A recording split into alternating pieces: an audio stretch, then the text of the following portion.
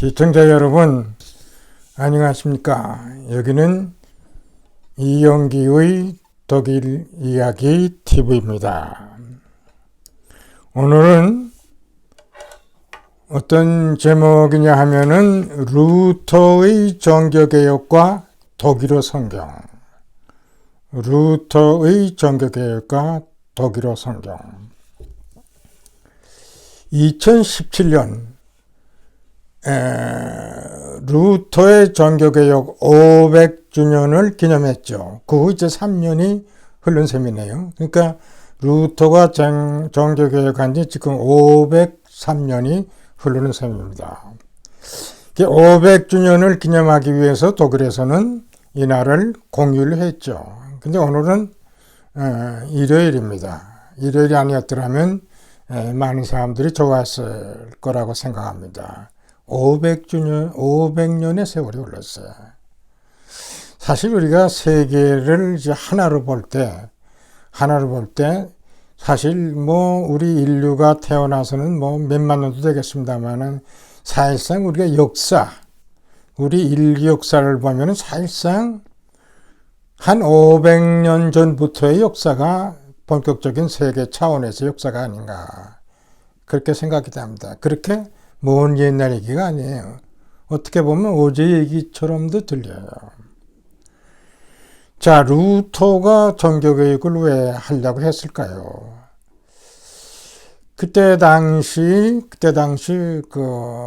이태리에 있는 교황청에서는 그 큰 베드로 교회를 짓기 위해서 면죄부를 팔기 시작했죠.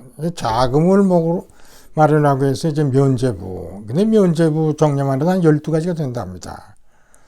그러니까 면죄부에 따라서 어떤 건 좀 싸기도 하고 어떤 건 아주 비싸요. 큰 죄를 지은 사람 경우는 그 면죄부 제일 큰 거에 해당하는 그걸 사서 이제 소위 죄를 면하고 구원도 받는다. 이제 이런 종교상에서는 있을 수 없는 아주 부패 현상을 그때 드러낸 거죠. 자, 이와 같은 것을 본 마틴 루터의 경우는 이 뭔가 잘못된 거다. 이렇게 면죄부를 통해서 어떻게 그것을 구원을 받을 수 있는가. 그래가지고 그동안 그 마틴 루터가 성경의 핵심장을 요한복음, 그 다음에 로마서, 그 다음에 베드로 전서를 보고 있더라고요. 근데 이제 그 중에도 이제 핵심 구절이 뭐냐 하면은 로마서 1장 17절. 이것이 아마 루터로 하여금 이제 행동으로 움직이는 하나의 상하탑적인 역할을 했다고 보도를 하더라고요. 그래서 로마서 1장 17절은 한번 인용할 필요가 있지 않는가. 하나님의 의가 복음 속에 나타납니다. 이 일은 오로지 믿음에 근거하여 일어납니다. 믿음에 근거하여 일어납니다. 이것은 성경에 기록한 바 의인은 믿음으로 살 것이다 한 것과 같습니다. 의인은 믿음으로 사는 거예요. 성경에 대한 믿음으로 이것을 우리가 정확한 태도를 정할 수 있다는 거죠. 성경에 대한 믿음, 하나님에 대한 믿음, 예수님에 대한 믿음이 근거가 되었을 때 우리가 구원을 받는다. 이런 것을 이제 알게 된 것이죠. 마틴 루터의 경우는. 근데 뜻밖의 이런 교황청을 짓는다 해가지고 저 로마에서의 그냥 일종의 횡포 또는 권력 남용, 자유 박탈 또 부정부패 이런 것을 마틴 루터 입장에서는 전혀 용서할 수 없고 어디까지나 성경에 입각한 그런 행위를 주장하게 된 거죠. 근데 이제 문제는 그때 당시 이런 정당성을 보고 그런 마틴 루터는 어떻게 해야 되겠냐. 그래가지고 이제 마틴 루터가 각오한 것이 뭐냐 하면은 비텐베르크 종교개혁의 장소인 비텐베르크에 교회에다가 면죄부를 반대하는 15개 조항을 이제 발표하죠. 그러니까 이것은 뭔가 완전히 잘못됐기 때문에 새로운 방향을 이제 제시하는 95개 조항. 교황청에서의 면죄부 이런 선포를 확고히 반대하는 그 내용으로 충분하게 95개 조항을 이제 마틴 루터가 이끌던 교회의 그 문에다가 이제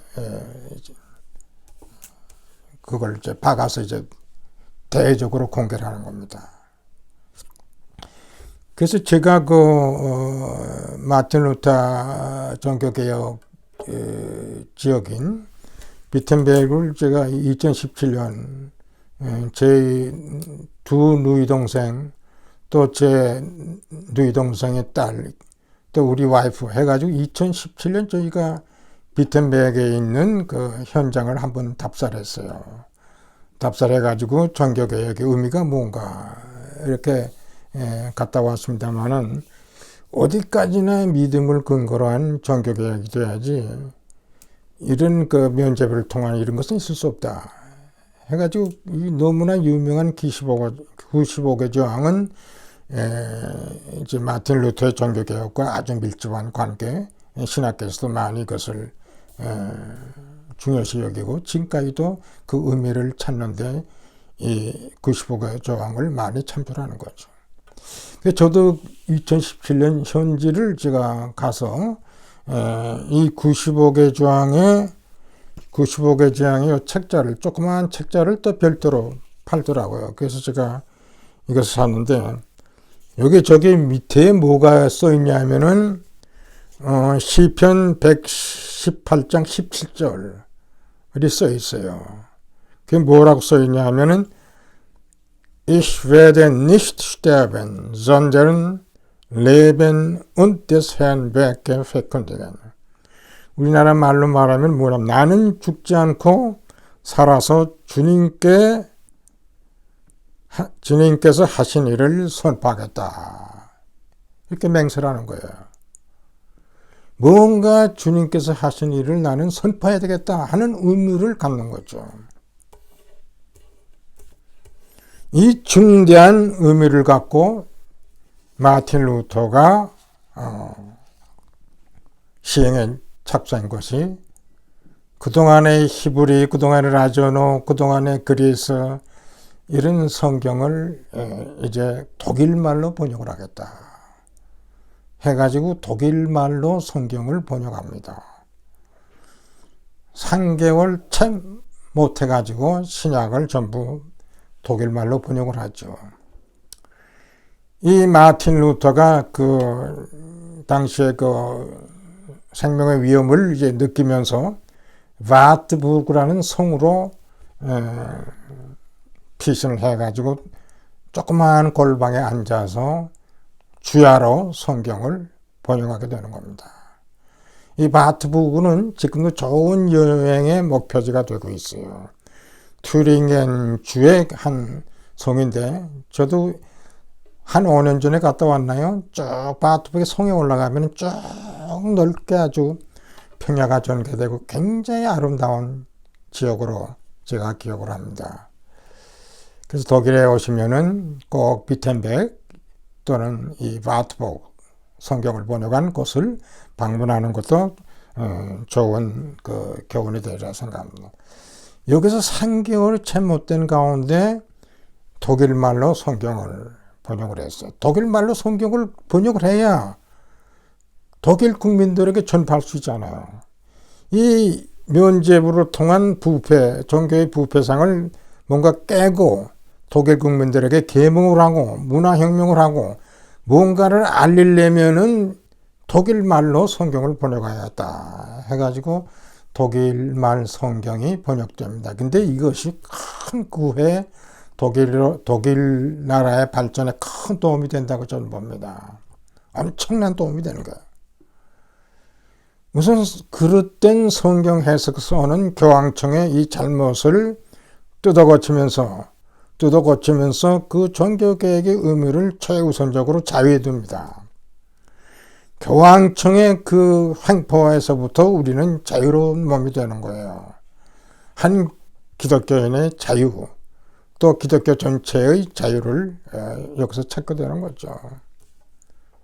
그것이 가장 큰 핵심적인 전 내용이라고 봅니다. 그러니까 로마 그 교황청에서부터 해방이 되는 거예요. 또 우리는 성경을 기초로 해서 우리는 행동할 수 있다는 그런 생각도 이제 거기서 하게 되는 거죠. 자유수호, 자유를 찾는 것이 저는 루터 정교회의 핵심인 거예요. 부정부패에서 자유되는 거예요. 또 일종의 그 아주 횡폭한 정치에서 자유를 찾는 거예요. 이와 같은 가운데서 성경이 주는 교훈을 따르는 거죠. 자유사상을 찾았습니다. 이렇게.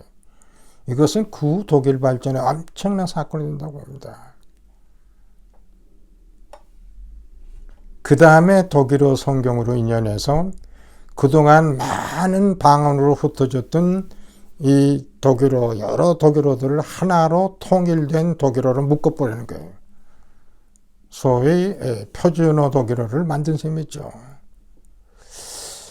사실 그 이웃나라 스페인이나 영국이나 이 프랑스 같은 건 벌써 민족국가로 형성됐는데 독일 국가는 여러 부족, 여러 제국, 여러 왕국으로 쭉 흩어지고 각자 그 방언이 많이 그 유행이 됐었어요.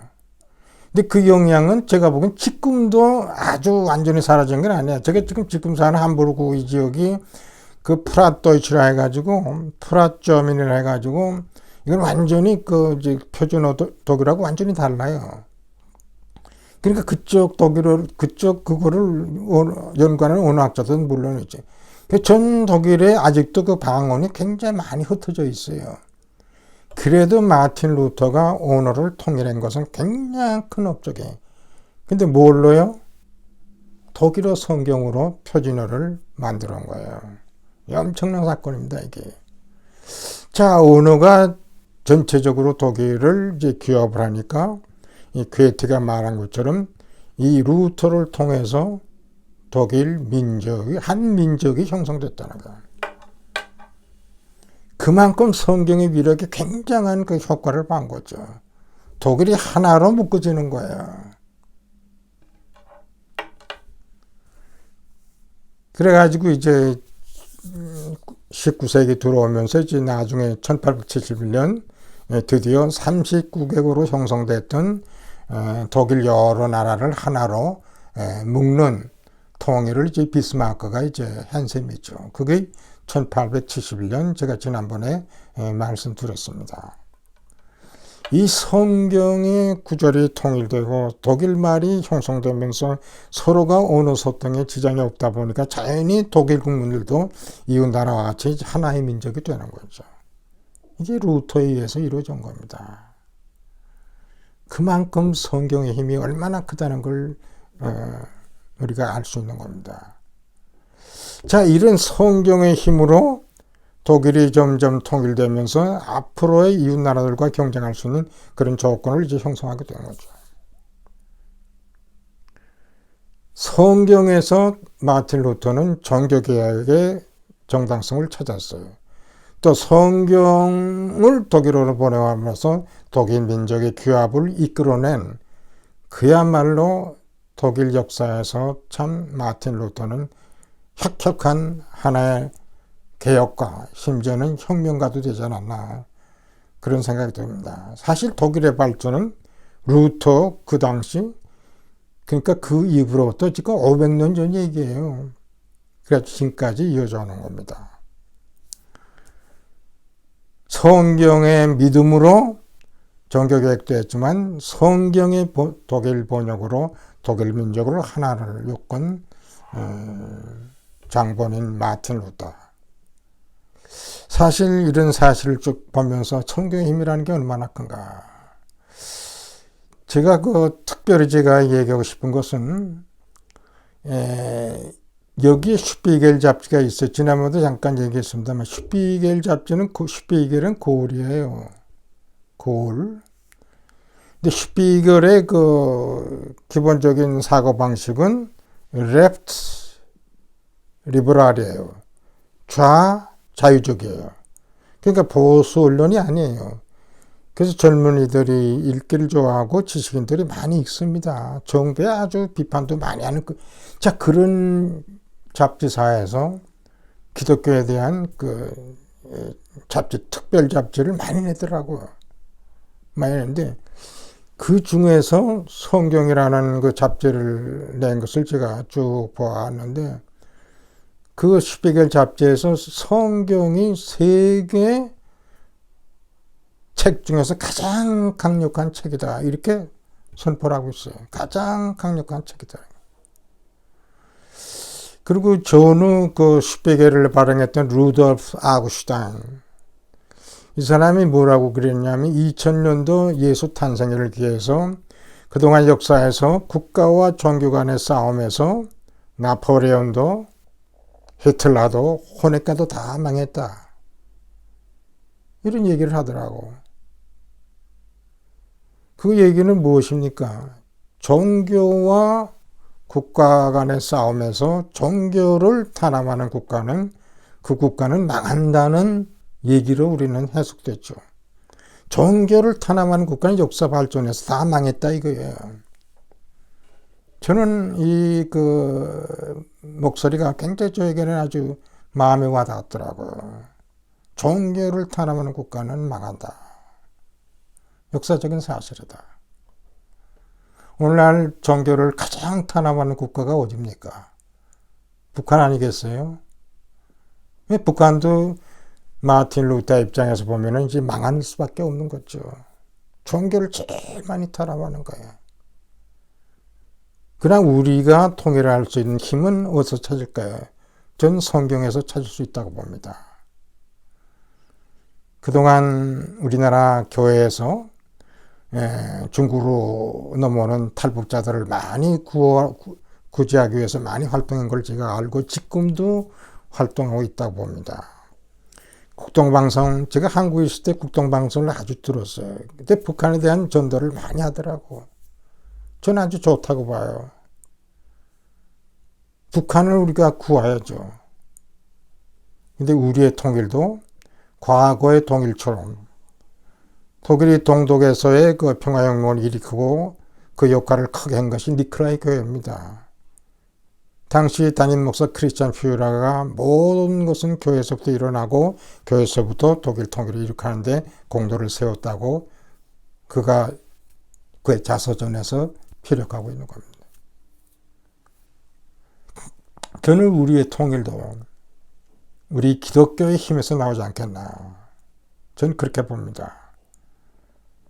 마틴 루터의 종교 이 개혁을 맞이하면서 뭔가 이제 우리에게 주는 시사를 찾는다면은 가장 책 중에서 강력한 책이 성경.